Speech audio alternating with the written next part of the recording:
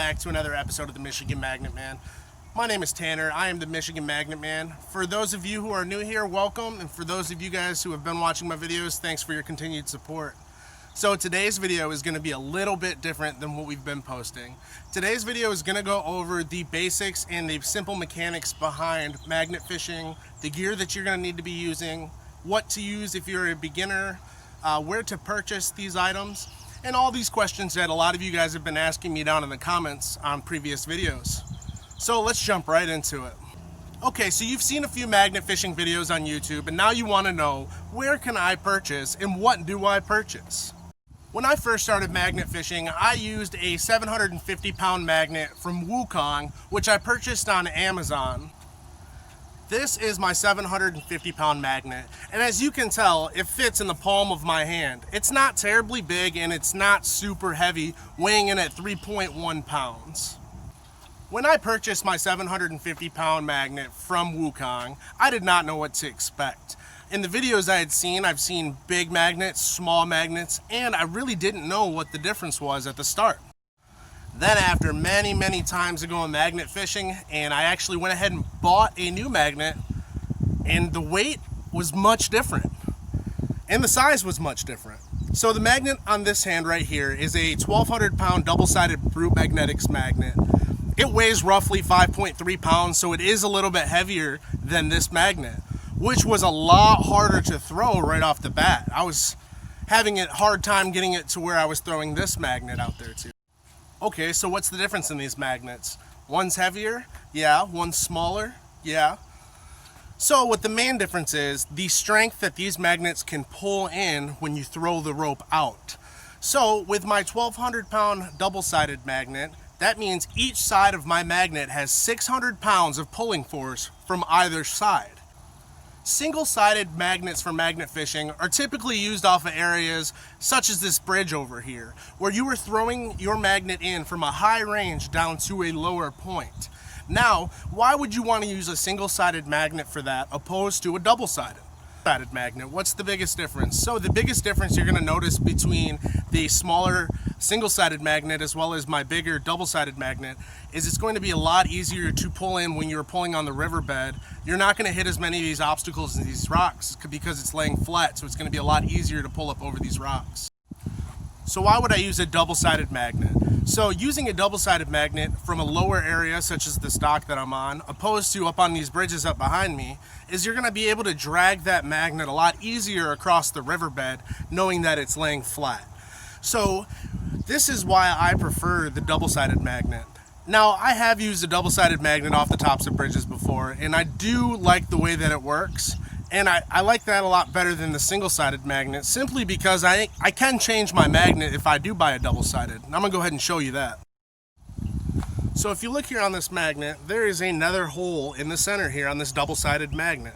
And what that is for, it is for my other eyelet. So I can twist this into here. What this does, it allows me to use my double-sided magnet as a single-sided magnet. So if I were fishing from on top of a bridge, it'd be a lot easier to get down on it. You see that there. That's what I found to be the easiest way to switch it up. So whether you decide to use a single-sided magnet or a double-sided magnet is going to be up to you, but there are benefits for each. So now that we know a little bit more about magnets, let's go ahead and talk about your rope. So when you are looking into ropes, I would look into climbing rope. Yeah, a lot of these beginner kits will come with their own ropes, but I find that they deteriorate very fast and I have a hard time keeping a hold of them for a long time. They also tangle up really easy. I purchased some rope from Ginny, which is right here. I purchased a 100-foot rope, and I've noticed that it's a lot easier in my hands opposed to the thinner rope that I had. I'm going to show you that now. This Ginny 100-foot rope comes with two separate carabiners, one on each end, as well as these little clips here that I really like in the rope. And the rope is sewn together at the end, which I really like, so I don't have to worry about my carabiner coming unclipped from the end of my rope when I'm throwing. Now when I start, I always take the end of my rope and I tie it off to something sturdy. Now the reason that I do that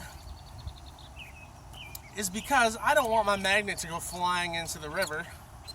If you go back and watch episode 3, you will see that my buddy Nate threw my magnet into the river right here because my magnet was not tied up to the dock. Ever since then, I've always made sure to go ahead and tie my stuff up just so I don't risk losing another magnet. Luckily that day, he was able to throw another magnet out and catch my magnet by the end of the rope. If you haven't seen that, go ahead and check that out in episode 3. I'll put the link right here. So the next step is you're going to actually be able to toss your magnet.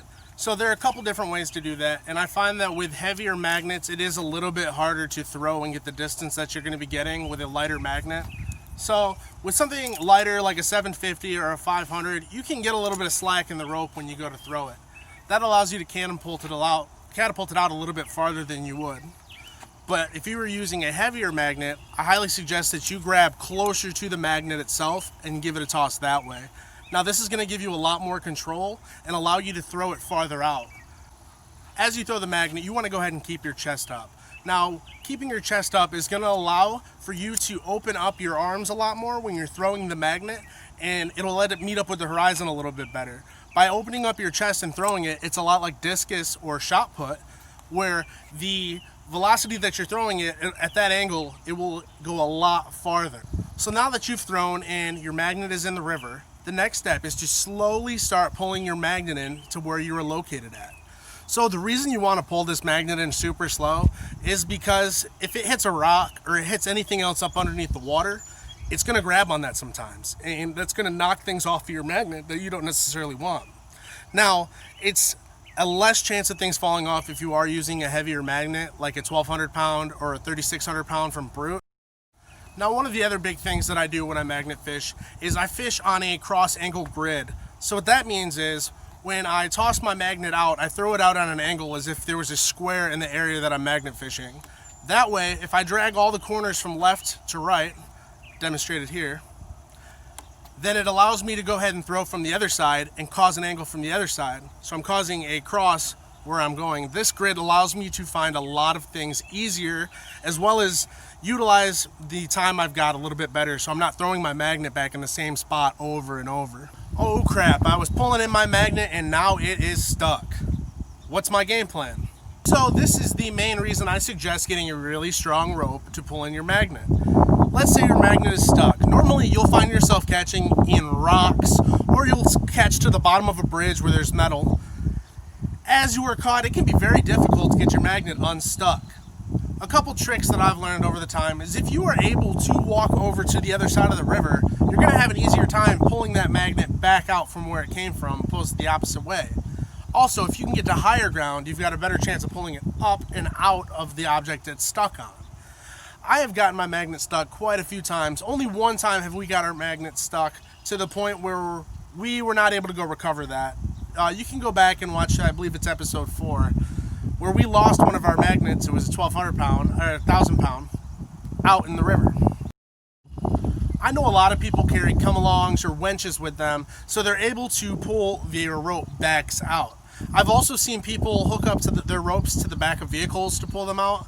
I don't necessarily advise that, and I see that as a last case scenario before I would use a winch or a come-along, simply because it's very dangerous. Let's say you're pulling out and all of a sudden your magnet comes loose, it comes swinging and flying. That could seriously hurt somebody. So I highly suggest getting a come-along, so you can just hook up to a post nearby or hook up to your vehicle and pull it from there. That way you're not worrying about pulling it with your vehicle. What are the legalities of magnet fishing? So depending on where you are, you need to look up your own state and local ordinances that are going to allow you to magnet fish. So I know some states like South Carolina, they don't allow it. The reason that they don't allow it is because these areas have a lot of history. The Civil War or the Revolutionary War, all of these things were happening in these areas. So there's a lot of ancient treasure and artifacts in these areas from our history. So magnet fishing in these states can disrupt the finds that they find, the relics that these museums are wanting. The number one question I get asked are, what do you do with everything after you're done magnet fishing? You've got trash everywhere, you just pulled it in. So at a lot of locations that I go to, I try to fish near where there's a trash receptacle in the area or a dumpster that I can throw everything into. But if I find that that isn't available, I go ahead and load everything up into my vehicle and I take it home with me. Now, if it is too big to put into my vehicle, and that is sometimes an issue, I go ahead and I set it right next to where the trash can is at, and I go ahead and I call up to the city and let them know, hey, I was magnet fishing, I caught something big, I set it down next to the trash, just wanted to let you know so you could send someone to pick it up. 9 out of 10 times, it goes awesome. They're super happy that you called to let them know at least, and they come and pick it up.